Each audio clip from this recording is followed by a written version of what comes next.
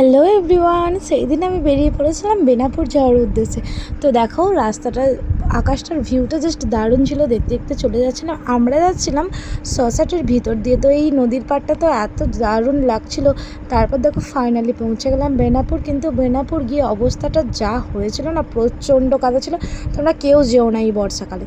তারপর দেখো একটু ভিউটা দেখে নাও, ভিউটা না জাস্ট অসাধারণ ছিল। কাদা হোক যাই হোক, ভালোই ভিড় হয়েছিল।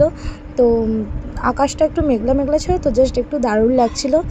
তো অনেক লোক হয়েছিল, আমার তো ভিউটা জাস্ট খুব সুন্দর লাগলো। তারপর দেখো কিছু একটা নিয়ে আমরা দুজন খুব হাসাহাসি করছিলাম, জিজ্ঞাসা করছিলাম যে তোমার ভিউটা কেমন লাগছিল।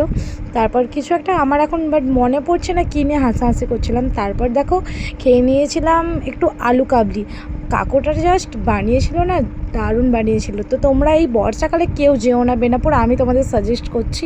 তারপর দেখো বেনাপুর ঘুরে যাওয়ার পরই সামনে একটা রেস্টুরেন্ট হয়েছিল নতুন, চা বাড়ি, আমরা সেখানে গিয়েছিলাম।